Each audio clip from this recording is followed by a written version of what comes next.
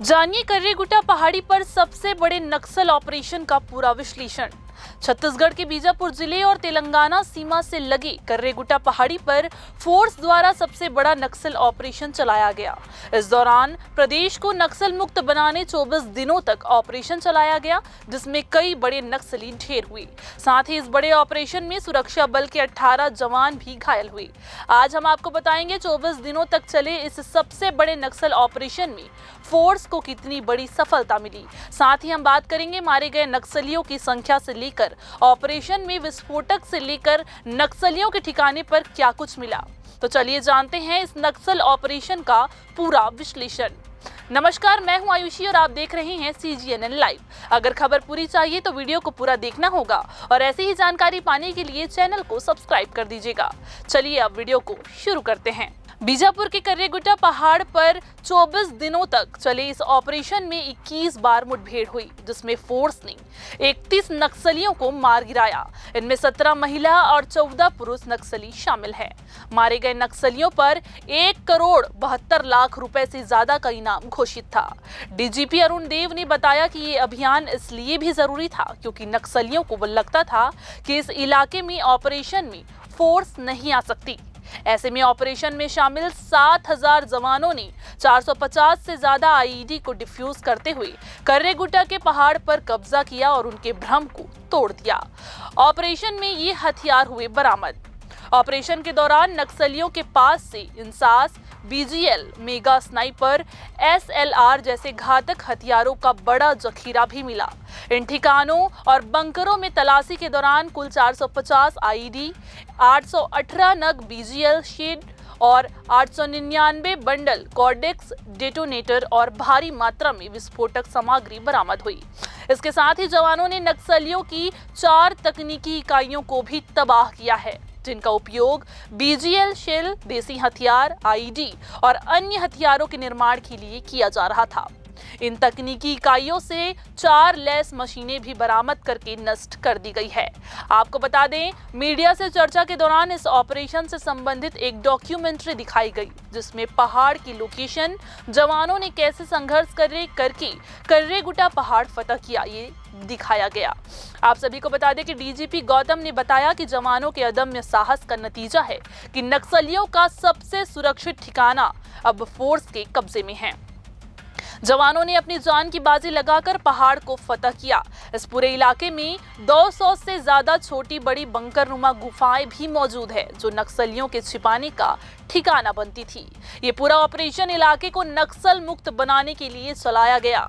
नक्सलियों ने पहाड़ी के चारों तरफ 450 से ज्यादा IED बिछा रखी थी। जी हां, जवानों ने ऑपरेशन के दौरान पहाड़ तक पहुंचने के लिए इन सभी IED को डिफ्यूज किया, साथ ही कई IED को मौके पर ही नष्ट कर दिया। जवानों और माओवादियों के बीच 21 बार सीधे मुठभेड़ हुई, जिसमें 18 जवान भी घायल हुए। इसके अलावा जवानों ने इस पूरे इलाके में नक्सलियों की तरफ से बनाए गए 250 से ज्यादा बंकरों को भी तबाह कर दिया। इन बंकरों का निर्माण सुरक्षित रहने और जरूरत पड़ने पर फोर्स पर जवाबी हमले के लिए किया गया था। ऑपरेशन के दौरान जवानों ने पहाड़ पर नक्सलियों की तरफ हथियार बनाने की कई फैक्ट्रियों को तबाह किया। इसी पहाड़ी पर नक्सली देशी हथियार बना रहे थे। इस पहाड़ पर नक्सलियों ने इलाज के लिए एक छोटा सा हॉस्पिटल भी बना रखा था। जी हां, नक्सलियों ने पहाड़ पर 12,000 किलो से ज्यादा का राशन भी छुपा रखा था। इस राशन के जरिए नक्सली यहां 2 साल आराम से गुजार सकते थे। इसके अलावा पहाड़ पर ऑपरेशन के दौरान जवानों ने भारी मात्रा में हथियार भी बरामद किए हैं। माओवादियों का सबसे मजबूत सशस्त्र संगठन PLGA बटालियन, CRC कंपनी और तेलंगाना स्टेट कमेटी सहित शीर्ष कैडर्स की शरण स्थली जिला सुकमा और बीजापुर के सीमावर्ती क्षेत्रों में थी। उस क्षेत्र में चुनौतीपूर्ण परिस्थितियों में सुरक्षा बलों द्वारा कई नए सुरक्षा कैंपों की स्थापना की गई और नक्सलियों के खिलाफ अभियानों का संचालन भी किया। वहीं सुरक्षा बलों का वर्चस्व बढ़ते देख माओवादियों ने यूनिफाइड कमांड का गठन किया और इस स्थान से पलायन कर छत्तीसगढ़ के बीजापुर और तेलंगाना की मुलुगु सीमा पर माओवादी का भेद समझे जाने वाले कर्रेगुट्टा पहाड़ पर शरण लिया गया था।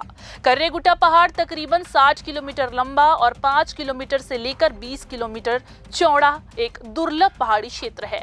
उस पहाड़ी की भौगोलिक परिस्थिति काफी कठिन और चुनौतीपूर्ण है। माओवादियों द्वारा पिछले 2.5 सालों से पहाड़ी में अपना बेस तैयार किया गया था, जिसमें तकरीबन 300 से 350 आर्म्ड कार्डर्स और PLGA बटालियन की टेक्निकल डिपार्टमेंट यूनिट और अन्य महत्वपूर्ण संगठनों की शरण स्थली बन गई थी।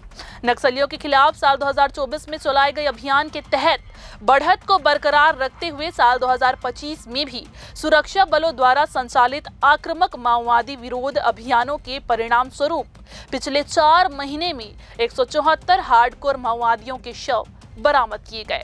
आप सभी को बता दें कि बीते 13 मई को छत्तीसगढ़ के पूर्व मुख्यमंत्री भूपेश बघेल ने प्रेस कॉन्फ्रेंस करके गृह मंत्री विजय शर्मा और पुलिस विभाग पर कई गंभीर आरोप लगाए थे। नक्सलियों के खिलाफ चलाए गए इस सबसे बड़े अभियान को लेकर बघेल ने गृह मंत्री और छत्तीसगढ़ पुलिस से 7 सवाल भी किए थे, जिसमें नक्सलियों की पहचान के बाद भी उनके शवों को परिजनों के हवाले करने पर सवाल खड़ा किया गया था। वहीं एक दिन बाद ही छत्तीसगढ़ के DGP ने प्रेस वार्ता करके बघेल के सभी सवालों का जवाब दे दिया। आप सभी को बता दें कि फोर्स के इस बड़े ऑपरेशन के बाद नक्सलियों ने लगातार 5वीं बार पर्चा जारी किया है। नक्सलियों के केंद्रीय प्रवक्ता अभय ने शांति वार्ता और युद्ध विराम के लिए फिर से पर्चा जारी किया है। पर्चे में कहा गया है कि हमने केंद्र और राज्य सरकारों से अपील की थी कि युद्ध विराम की घोषणा कर शांति वार्ता शुरू की जाए। वहीं गृह मंत्री विजय शर्मा ने इस पर्चे का जवाब देते हुए कहा है कि नक्सली पहले हथियार छोड़कर मुख्य धारा में वापस लौटे, तभी शांति वार्ता के विषय पर चर्चा हो सकती है। वहीं जवानों की इस बड़ी सफलता के लिए प्रधानमंत्री नरेंद्र मोदी, केंद्रीय गृह मंत्री अमित शाह ने उन्हें बधाइयां देते हुए उनके साहस की सराहना की है। साथ ही कहा है कि मार्च साल 2026 तक देश पूरी तरह से नक्सल मुक्त हो जाएगा। सीएम विष्णुदेव साय ने इस ऑपरेशन को लेकर कहा कि लाल आतंक के विरुद्ध चल रही इस निर्णायक लड़ाई में जवानों ने बहादुरी से नक्सलियों का सामना किया है। वह दिन दूर नहीं जब छत्तीसगढ़ नक्सल मुक्त होगा।